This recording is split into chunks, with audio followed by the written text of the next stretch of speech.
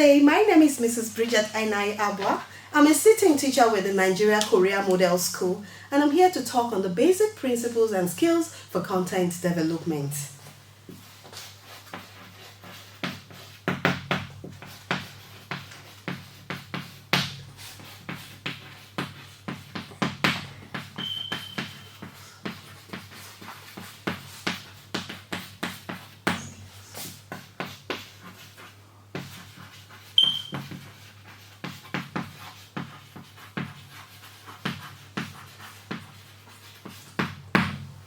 Now, in the course of this talk, we'll be looking at the basic principles guiding content development.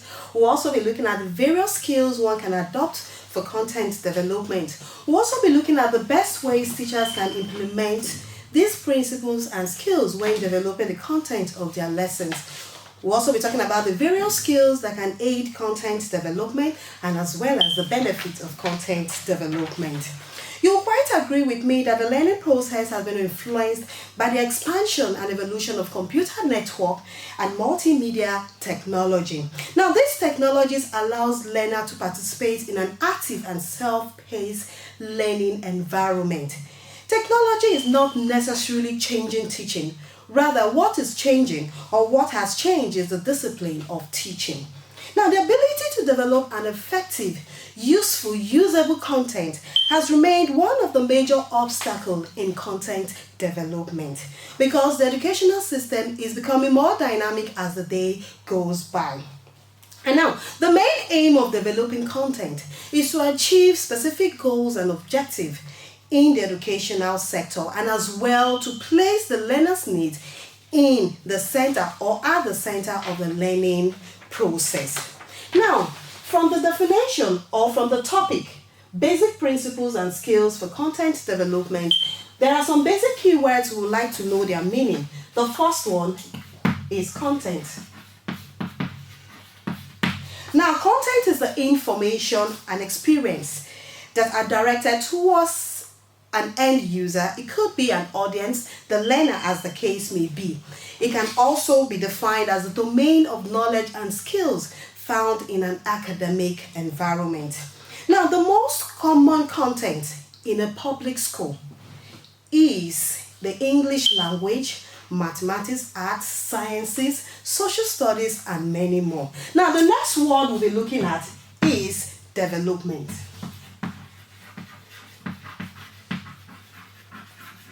Now, development is a process in which something or someone grows or changes and becomes more advanced and standardized. And then the next one is principle.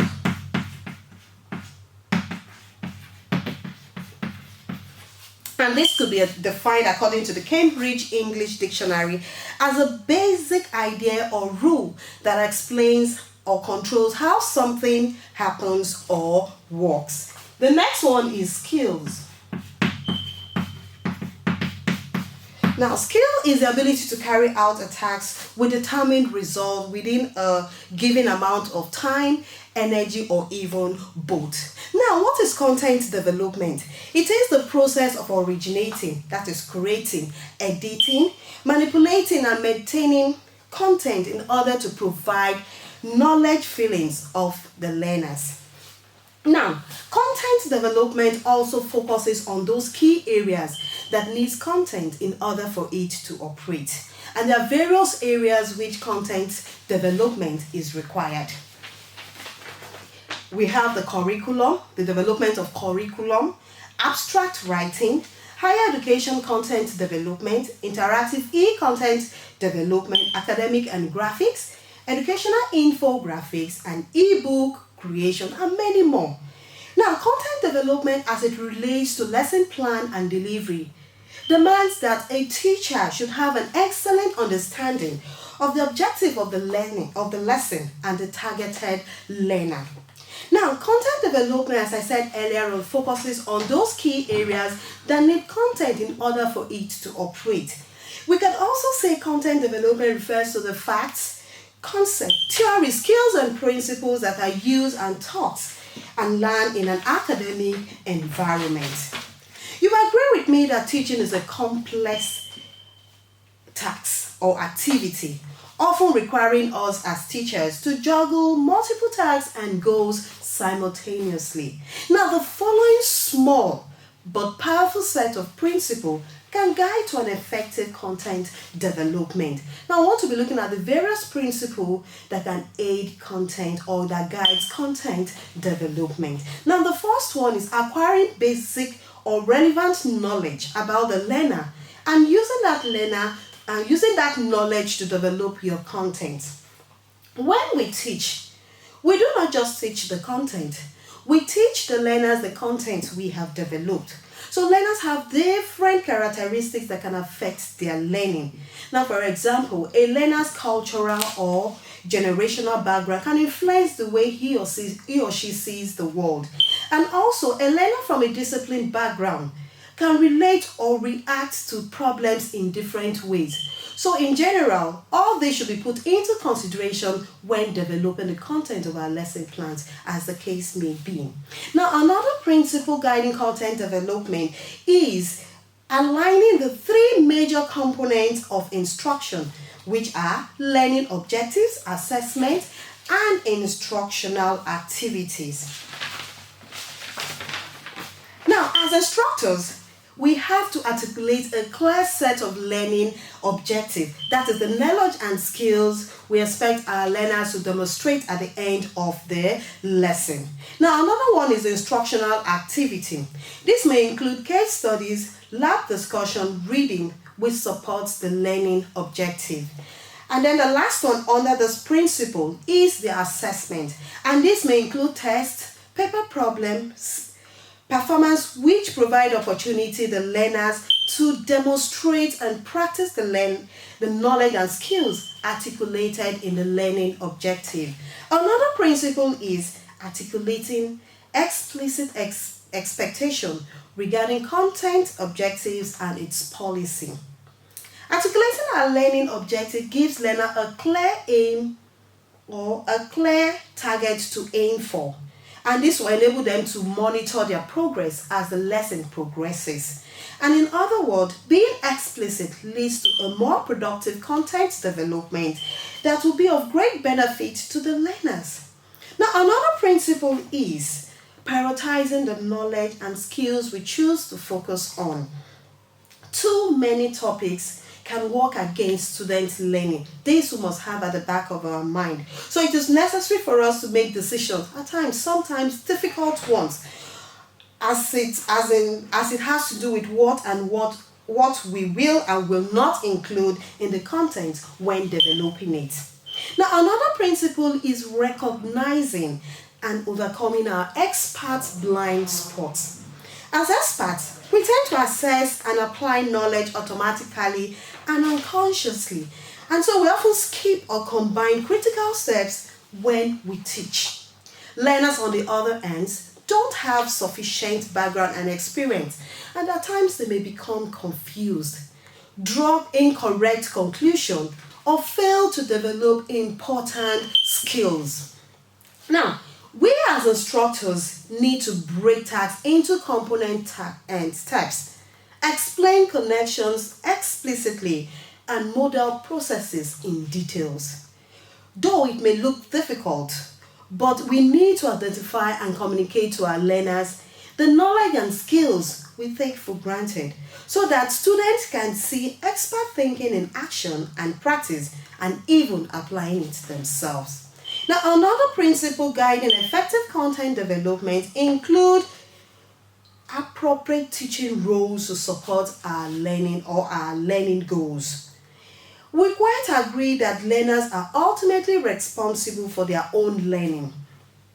The role we assume as teachers are critical in guiding learners' thinking and behavior. We can take on a variety of roles in our teaching, and this role should be chosen in service of the learning objective and in support of the instructional activity. Then the last but not the least is progressively refining our content based on reflection and feedbacks. When developing our content, we need to continually reflect on our teaching and be ready to make changes when appropriate. For example, when something is not working, we want to try something else, especially when it has to do with your teaching method. If the first one you're using, maybe for example, the demonstrative method of teaching you are using is not effective in your lesson delivery, you can move to another method of teaching. Now, implementing these principles require time and effort.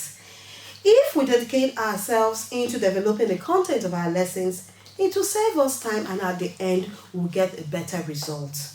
Now, we want to talk about the various skills we can adopt for content development. The first one is communication. We can use the traditional communication skill, which include reading, speaking, writing coherently and clearly. And we also need to add the social media communication skills. Now, we should also brace technology. If our school has the mean, that is, if your school has the mean, do more showing and less talking by embracing the advancements of technology in the classroom. Whiteboard slides presentation will also serve these purposes. But there are plenty of new alternative presentation tools to allow teachers to do or to develop their content, the content of their lesson plan. Now, we will also like to talk about the students. In a class that the students are engaged in digital learning, they tend to be thoughtfully designed. That is, the lesson or the content of the lesson is thoughtfully designed and presented in an innovative way. If there is that possibility that the learners are more likely to retain more information and perform better academically. So our job as teachers isn't just to deliver knowledge, but also we have to train, we have to get the training to remove the boredom often associated with learning and to make our lessons an unforgettable one. Add fun to your lesson. We shouldn't rely on just the traditional method of talking, and we shouldn't adopt the lecture method of teaching. Involve an hands-on activity that will engage the learners when you are developing your content. Now, the content of our lessons should be fun, as I said earlier on. Involve activities that will engage the learners. And as educators, we should find plenty of ways to inject videos, games, or whatever we think that will put varieties into our teaching techniques. And remember, the best lessons are hands-on activities. So when developing the content of your lesson, have it at the back of your mind that your lesson is rich with hands-on activities. Now, another basic principle we can adopt as teachers when developing the content of our lesson is good research. Proper research and preparation is required for good content development. And we can get materials from the internet that will aid in our content development. And we should add materials that can add credibility and make our content have value. And it is also very important to find trustworthy and informative material from reliable sources online. Now, another very important skill one can adopt for content development is organization. Having the ability to be able to organize your work from the introductory aspect to the concluding part. That is, organize your content from your introduction to the evaluation point. Now, another very important skill is editing. Editing your content requires patience. You have to do your best to create quality, unique content. Make your lesson engaging and grammatically correct. Another one is define your goals. This is the brainstorming and research phase of the process. Determine the process or the purpose of your lesson. These are other skills I'm mentioning. Create space for student thinking and discussion. Don't do all the work. Create space for students' activity and involvement in your content, in your lesson. That should be done during your content development. Be prepared to push your learners' thinking further. Let them think and to reflect, and at the end, make time for reflection. That's evaluating whatever you have done with your learners. Now, how can teachers best apply these principles and skills when developing their lesson plan? I'm going to list them. They have to get, the first one is getting the necessary materials as it relates to that particular content you intend to develop. Having your materials or resources lined up ahead of time can also save a lot of time and give you an opportunity to have valuable class time and also give you great peace of mind. When your materials are in place, you can devote all the energies to teaching the lesson. Set a clear objective. Have a background knowledge of what you intend to teach and have a direct instruction. Allow students to participate. Have a closure. Use the demo, and at the end, that is, have a quick assessment or evaluation of what you have taught during the lesson. Now, this is an example of a creative class. When developing the content of this particular presentation or this art work done by the pupil of a particular class, the teacher took his or her time to make proper research, getting videos that could aid in showing the pupils how to carry out all this creative art. Now, this is a paper mice. These are paper mice that was done by the pupils of primary 3. And this is an artwork of different cutouts of pictures, and this is a clock. So you can get instructional materials online, videos, and so on that can aid you in your content development. Now, in conclusion, I would like to recommend that teachers should be trained in educational content development to meet the demand of the 21st century technological advancement in the educational sector. They can acquire skills for teachers' research and professional development. Now, this will enable them to teach creativeness and inventiveness to learners for the informative society. Now, in conclusion, we should bear in mind that in the nearest future, most careers will become more automated. So learners who will succeed must be curious, innovative, resilient to adapt to new changes. Thank you.